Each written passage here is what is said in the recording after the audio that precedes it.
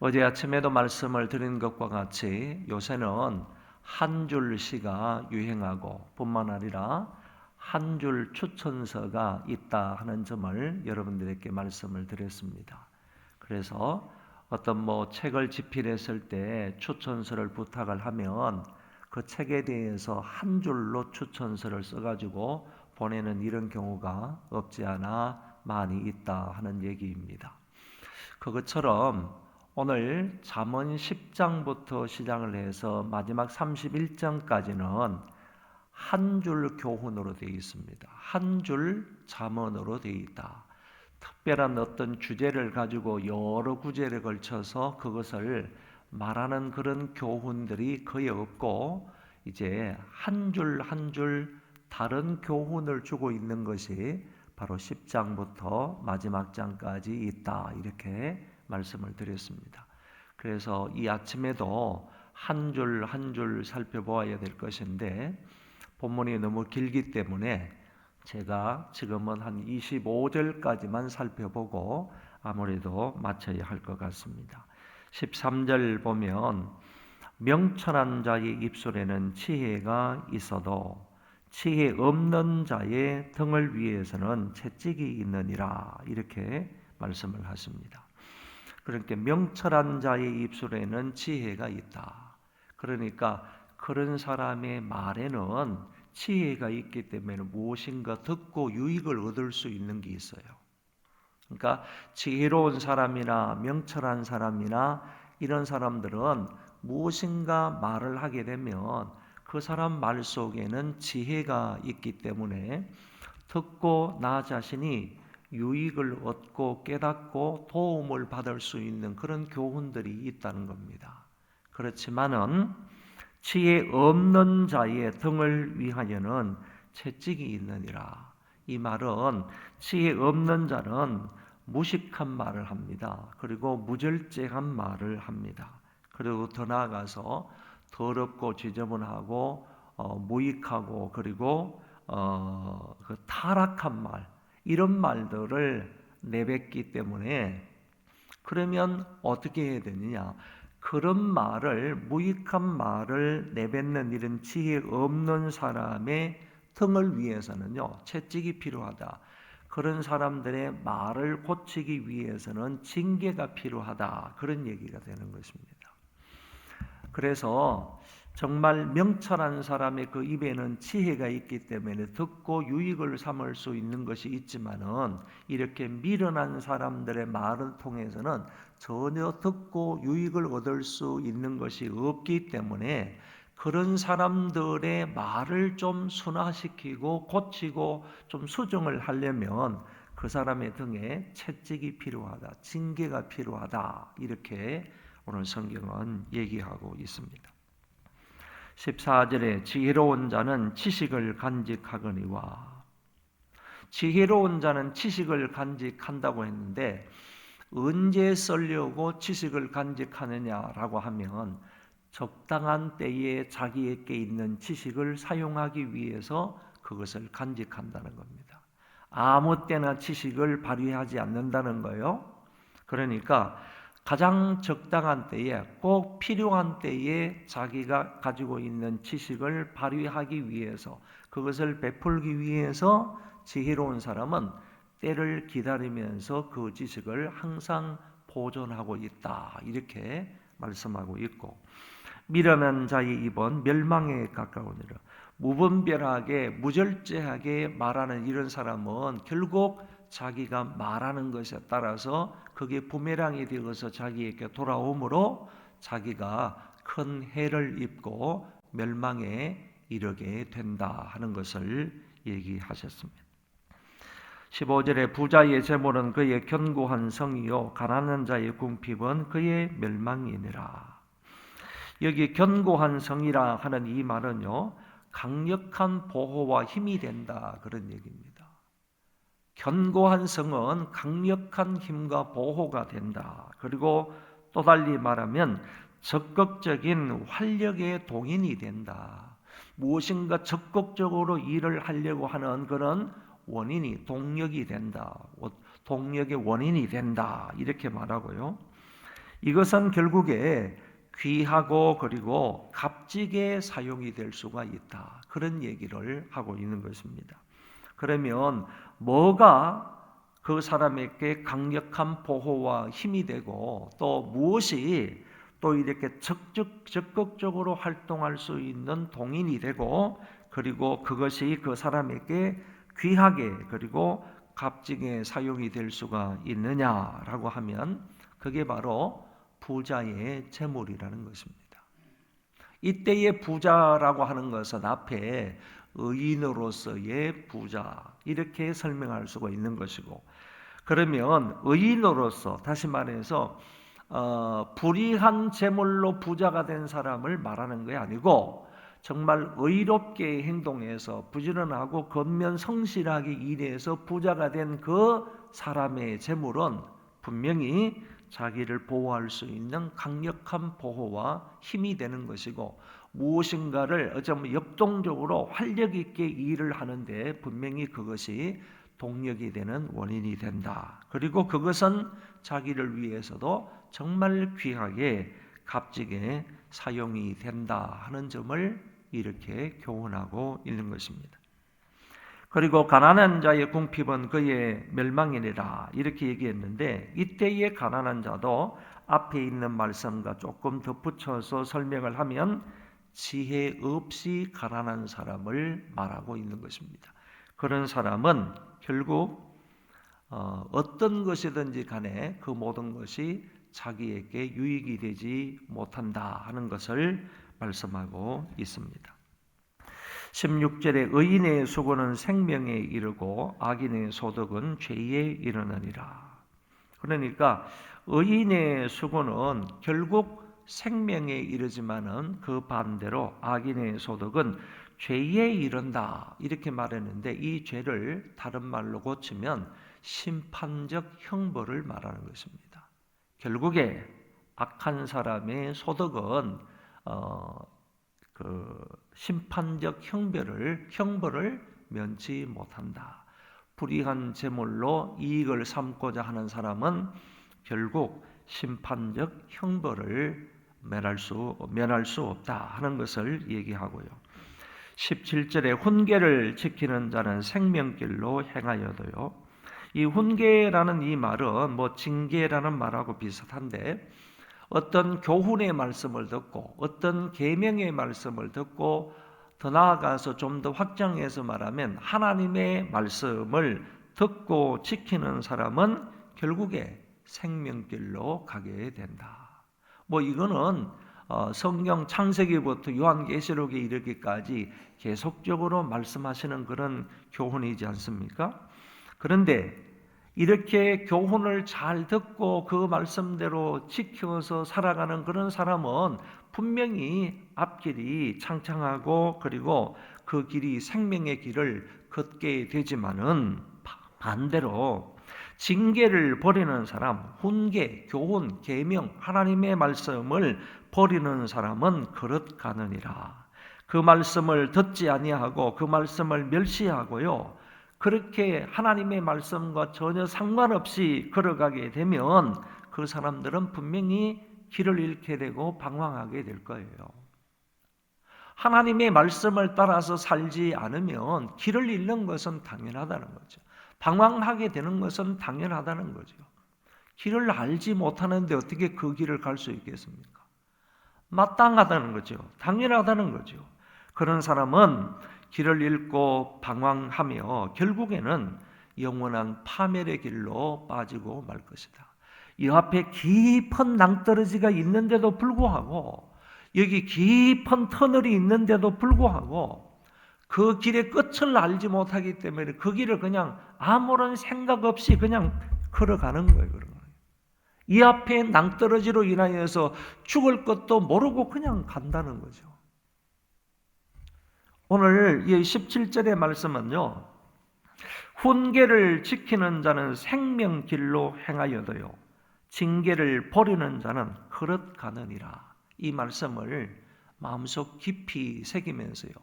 내가 지금 어떤 길로 가고 있는가 하는 것을 한번 점검을 해볼 수 있기를 바랍니다. 18절에는 미움을 감추는 자는 거짓된 입술을 가진 자요 중상하는 자는 미련한 자이니라. 여기 미움을 감추는 자다 하는 말은 마음속에요 사악한 증오심을 가지고 있는 사람을 말하는 거예요. 마음속에 사악한 악한 그런 증오심을 가지고 있는 사람을 마음에 미움을 감추는 자다 이렇게 말하고 있는데 이걸 이제 드러내지를 않는 거죠. 발톱은 갈고 있지만은 갈고 있는 그 발톱을 쉽게 드러내지 않고 마음속에 감추고 있는 것입니다. 그런 사람은 거짓된 입술을 가진 자다. 결국에 내뱉는 그 모든 말도요 거짓된 말일 수밖에 없다. 그리고 중상하는 자라는 말이 나오는데 공공연하게 남을 참소하는 사람을 가리켜서 중상하는 사람이다. 뭐 중상모략하는 자다 이런 말이 있지 않습니까? 그런 사람은 공공연하게 참소하는 사람들이에요. 그 사람의 죄를 덜추어내고 그 사람의 죄를 지적하며 그 사람은 죽을 사람이야. 그 사람은 심판받을 사람이야. 그 사람은 세상에 없어야 될 사람이야. 이렇게 참소하는 사람을 말하는데 그런 사람은 한마디로 말해서요 미련한 자다 이렇게 얘기합니다. 이런 사람은요 불화의 원인이 됩니다. 참소하는 사람이 화해를 시킬 수는 없지 않습니까? 이렇게 남을 헐뜯고 남에 대해서 이런 죄를 드러내면서 그 다음에 그 사람은 뭐 이래서 멸망해야 될 사람이 우리 회원으로 들을 수가 없어 끌어들일 수가 없어 뭐 이런 식으로 얘기하는 사람이 그 사람의 말을 들으면 서로 화해가 되겠습니까? 결국에 이 사람들의 말은요 불화의 원인이 되는 것이고 결국 그 사람이 말한 그 모든 것대로요 화가 자기에게로 돌아온다고 말할 수가 있습니다.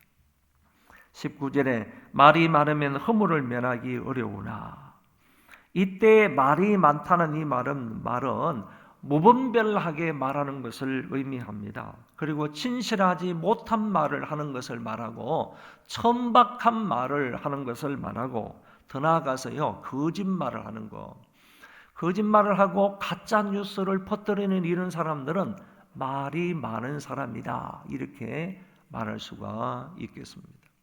어떤 사람은 옆에서 말이 많으니까요 듣기 싫어하는 사람이 있어요. 모임에 가면 어쩔 수 없이 그 자리에 앉아 있으니까 듣는 척은 하지만은 귀가 아프다, 머리가 아프다 이런 사람들도 있어요. 실제적으로 뭐 이런 얘기를 많이 듣거든요. 그러니까 가서 모임에 갔다 오면 그 사람 말을 듣는데 머리가 아프다 말이지. 골치가 아프다 말이지. 이런 사람이 있어요. 이런 사람이 있어요. 말이 많으면요. 야고보서에서도 말씀하시는 것처럼 허물을 면하기 어려워요. 집사람이 저한테 요새 가끔 가다 하는 말이 있어요. 당신이 이제 나이가 좀 들어가니까 말이 많아졌다고. 그러니까 어디 가든지 간에 말을 하지 말라고. 말을 줄이라고. 호주머니를 열되 입은 닫으라고. 이런 얘기를 자주 해요. 그래야 될 것 같아요.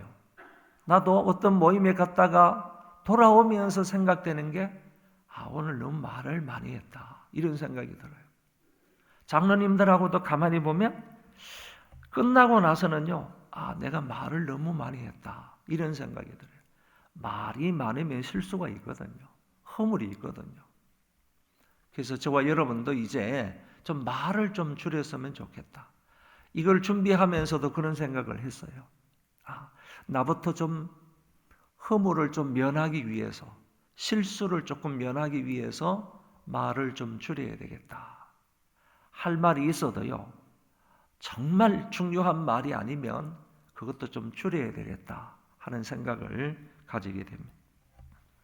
그리고 입술을 제어하는 자는 지혜가 있느니라. 그러니까 입술을 제어할 줄 알아야 되는데요. 그런 말 하잖아요. 사실임에도 불구하고 필요하지 않으면 말을 하지 말라는 거죠. 그런데 우리는 사실이라고 하면 그것을 입증하기 위해서 더 많은 말을 하지 않습니까? 저도 그런 경향이 있어요. 너무 억울하니까요. 마음이 답답하고 괴로우니까 이게 사실이다 하는 것을 말하기 위해서 더 많은 말을 막 이렇게 하잖아요. 그렇죠? 그런데 사실임에도 불구하고 내 말을 절제할 수 있는 사람, 이런 사람이 좀 되어야 되지 않겠는가? 그런 것을 우리에게 교훈하고 있습니다. 20절에 의인의 혀는 순언과 같거니와, 이 순언이라는 말은요, 순수하게 재련된 은을 말하고 있습니다. 아주 순수하게 잘 재련된 은을 가리켜 말하는데, 보통 은보다는 더 가치가 있는 것이죠. 이 순은이라고 말할 때에 무엇을 강조하고 있는가 하면 순을 강조하고 있어요. 순수성이 있는 것을 강조하고 있습니다. 여기 보세요. 의인의 혀는요, 순수하다는 거예요. 의인의 혀는요. 정말 하나님 앞에서 의롭게 살아가는 그런 사람의 말은요, 순수하다, 순수하다. 정제된 그런 순언과 같다는 얘기예요. 세련된 그런 순언과 같다는 거예요. 그러니까 그런 사람의 순언과 같은 그 의인의 말은요, 다른 사람에게 유익이 되는 거예요. 유익이 되는 거예요. 다른 사람에게 위로가 되고 격려가 되는 거죠.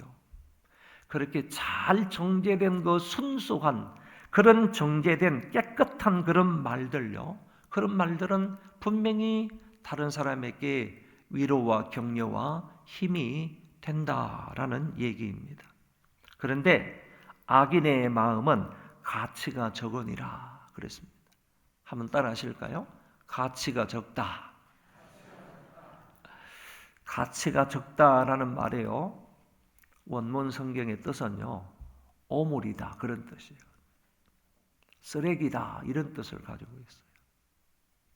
악인의 말은요, 쓰레기래요. 쓰레기래. 오물과 같대요. 오물과 같대요. 그러니까 이런 말씀을 들으면 좀 섬찟하지 않습니까? 섬찟하지. 우리는 때때로 실제적으로요, 쓰레기와 같은 말들을 내뱉고 있는 거예요. 오물과 같은 그런 말들을 내뱉고 있는 거예요. 그 말로 인하여서 상처받는 사람들이 얼마나 많겠어요. 오물과 같은 말을 해가지고 위로와 격려를 받을 사람이 있겠어요? 쓰레기와 같은 것을 말을 내 입에서 내뿜고 나서요, 그 사람들이 정말 뭐 기뻐하고 평안을 누리고 즐겁고 좋아할 일이 있겠어요?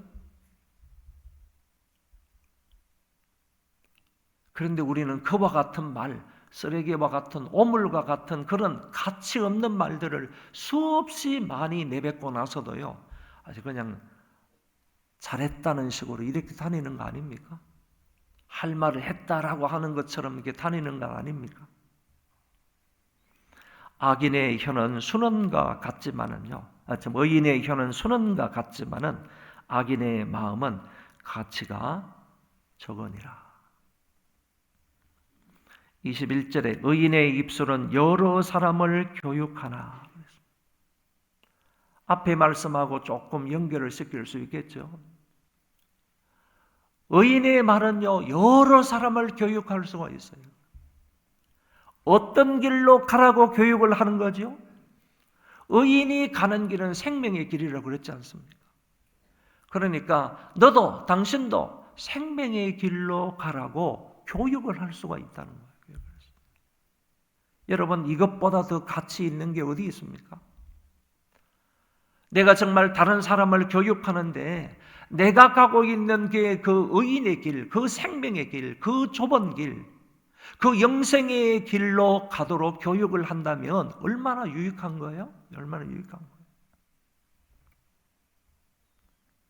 그렇지만 미련한 자는 지식이 없어 죽느니라. 여기 미련한 사람은요, 이거는 교만한 사람이고요, 이거는 지혜가 없는 사람이지 않습니까? 이런 사람은 영적 지식이 없다는 거예요. 하나님 여호와를 아는 지식이 없다는 거예요. 그렇기 때문에 멸망하는 것은 당연한 거죠. 당연한 거죠. 여러분, 영적 무지하면요 죽는 거예요. 죽는 거예요. 영적 무지함이 있는데도 불구하고 살아날 사람 없어요. 없어요. 살아나려면 여호와를 아는 지식을 가져야 되는 거죠.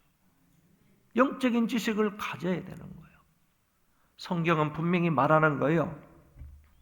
지식이 없어 죽느니라 그랬습니다. 영적 무지함 때문에 죽는다.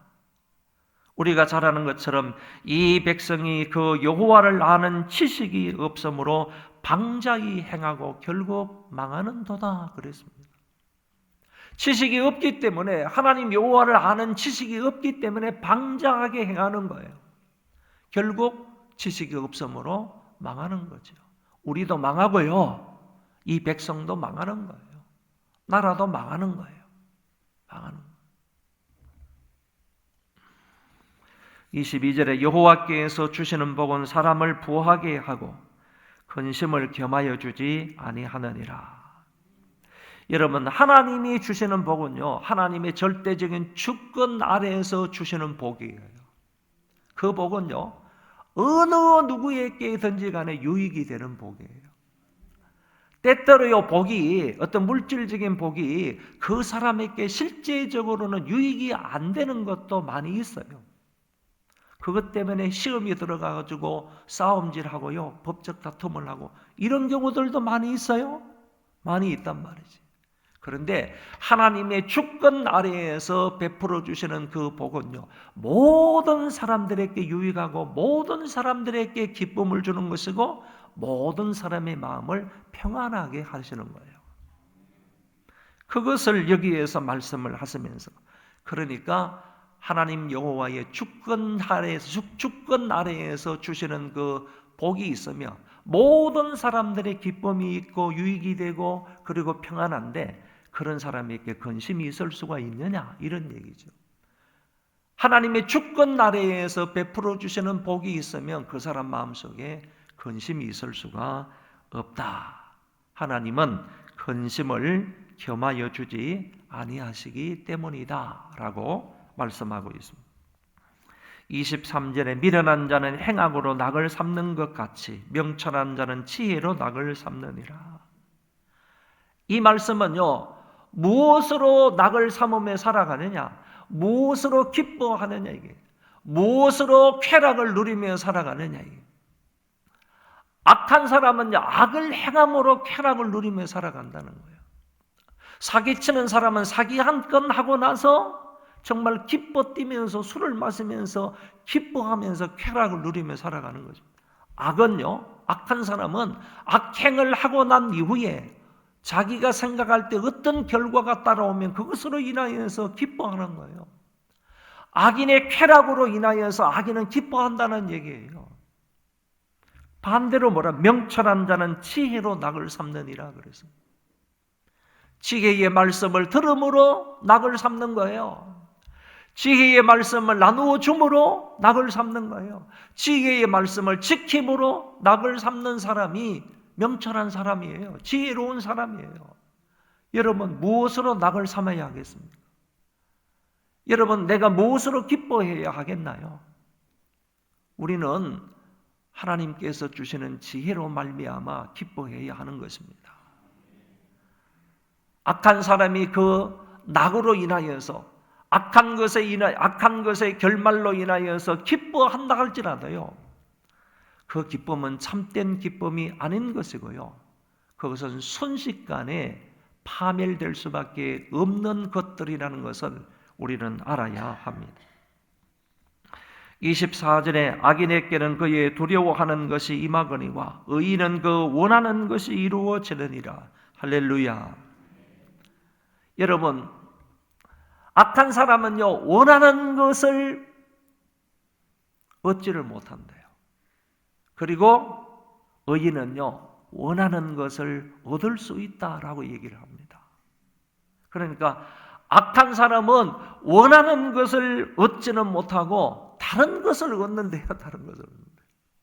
그런데 의인들은요, 원하는 것을 하나님으로부터 얻는다. 이렇게 말씀하고 있어요. 악한 사람은 원하는 것은 자기가 원하는 것이지만은 자기가 원하는 것을 얻지 못하고 오히려 두려움과 근심을 얻는데요. 그렇지만은 의인들은 원하는 것을 원하는 것으로 하나님으로부터 얻는다. 이렇게 말씀을 하셨고요.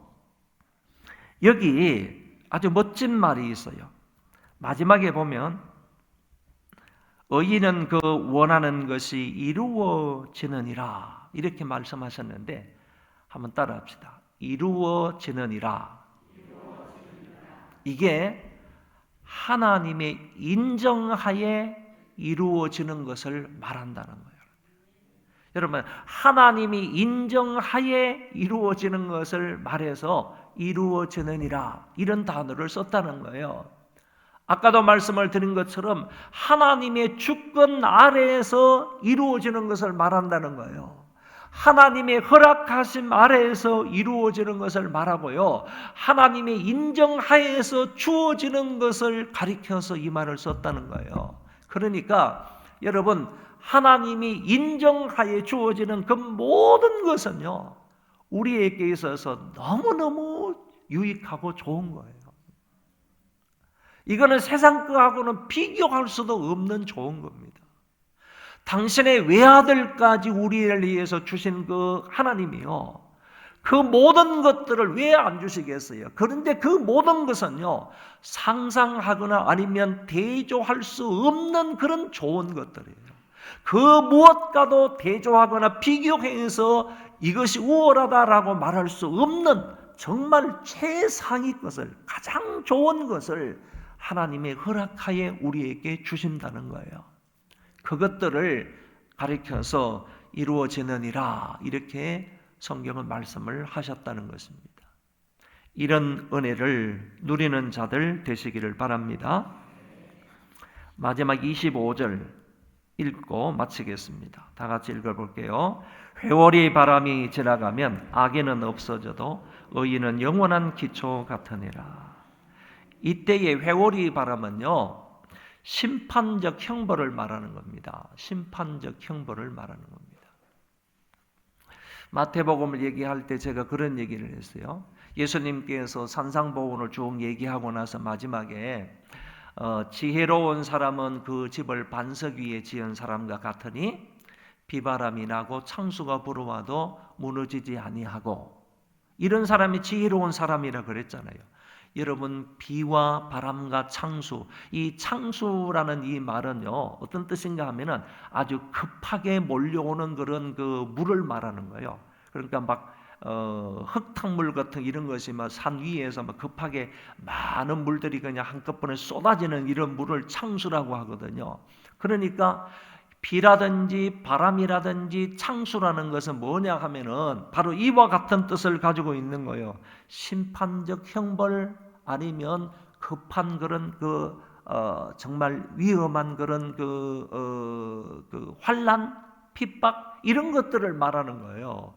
부딪히는 어떤 고난 이런 것들을 가리켜서 말하는 거예요. 반석 위에 지은 집은요, 그와 같은 환난과 핍박, 이런 형벌적 심판적 형벌 이런 것들이 불어닥친다 할지라도 반석 위에 지은 집이기 때문에 무너지지 않는다는 거예요. 오늘 여기에서 뭐라 그러죠? 회오리 바람이 지나가면 악인은 없어진대요. 지혜로운 사람이 아니기 때문이지요. 악한 사람이기 때문이죠. 이런 것들이 비바람 창수가 몰아치게 되며 이런 것들을 위해서 다 그냥 썰어져 내려간다는 거예요. 썰려져 내려간다는 거예요. 아무것도 없어진대요. 그러나 의인은 영원한 기초 같으니라. 흔들리거나 동요함이 있거나 아니면 무너지지 않는다는 겁니다. 영원한 기초와 같다는 거예요. 영원한 기초가. 그러니까 악인의 결과하고요, 의인의 결과가 종국적으로 어떻게 되는지를, 그 결과의 마지막이 어떻게 되는지를 오늘 성경은 분명하게 보여주고 있는 것입니다. 말씀을 결론을 내리는데요, 한 구절 한 구절 말씀의 결론이 아니라 오늘 전체적인 말씀을 혀나 입이나 입술, 말 이런 말들을 중심으로 해가지고 제가 한번 결론을 맺어보겠습니다. 그 전에요, 말이라는 것이 무엇인가 하면은 세 가지로 이렇게 말할 수 있어요. 나를 외부로 표현하는 수단이다. 내 마음에 있는 것을 외부로 표현하는 수단이 말이다. 이렇게 볼 수 있고, 그 다음은 생각과 행위의 중간이다.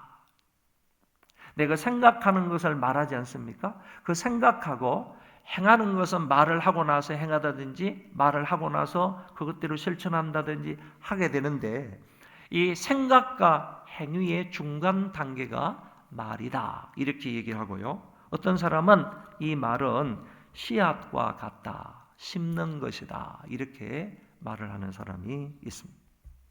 이 말, 혀를 주제로 오늘 본문을 정리하게 되면 이렇게 정리할 수 있습니다. 명철한 자의 입술에는 지혜가 있다. 그러니까 명철한 자의 입에서 나오는 그 말은 남들에게 유익을 주고 격려와 위로를 준다, 힘을 준다라는 얘기죠. 미련한 자의 입은 멸망에 가깝다. 미움을 감추는 자는 거짓된 입술을 가진 자이다. 말이 많으면 허물을 면하기 어렵다. 의인의 입술은 여러 사람을 교육한다. 생명의 길로 교육한다. 의인의 입술은 사람을 기쁘게 한다. 이런 말과 연관시켜서 오늘 교훈을 살펴볼 수 있고요. 의인의 말과 악인의 말은요, 세 가지 점에서 다르다는 겁니다. 내용에 있어서 다릅니다. 내용에 있어서 다르는데 의인의 말은요, 항상 생명의 말이 되는 것이고 그 사람을 생명의 길로 인도해 주는 말을 하는 것이고요. 그리고 의인의 말은요, 사랑의 말을 하고 격려와 위로와 긍정적인 말을 함으로 상대편에게 유익을 줍니다. 그러나 악인의 말은요, 그 반대로 한다는 것이죠. 그 다음에 두 번째, 의인은 말씀을 잘 듣는다는 것입니다. 규례와 계명과 하나님의 말씀을 귀 기울여서 말씀을 잘 듣는다라고 되어 있습니다. 그리고 악인은 반대죠. 세 번째, 의인은요, 말을 항상 절제한다는 겁니다. 19절, 20절, 21절에도 결국에 이런 말씀이 나와 있어요. 그러니까 의인의 말하고 악인의 말은 분명히 다르다는 것인데 내용에 있어서도 다르고요. 하나님의 규정의 말씀과 또 하나님의 계명의 말씀을 잘 듣고요. 뿐만 아니라 그 의인은 말을 항상 절제한다 하는 이런 입장에서 악인과 의인의 말이 다르다라고 평가할 수 있고, 그리고 결국에는 악인의 결과와 그리고 의인의 결과도 천양지 차이로 차이가 난다, 다르다 하는 점을 말씀을 통해서 배울 수가 있습니다. 성경 한 구절 읽어드리겠습니다. 그러므로 생명을 사랑하고 좋은 날 보기를 원하는 자는 혀를 금하여 악한 말을 거치며 그 입술로 거짓을 말하지 말고 그랬습니다. 혀를 금하라고 그랬습니다. 악한 말을 금하라고 했습니다. 거짓된 말을 하지 말라고 했습니다. 이 말씀을 잘 지키는 저와 여러분들 되어지시기를 바랍니다. 우리 이 시간에 말씀을 생각하면서 함께 통성으로 기도하시고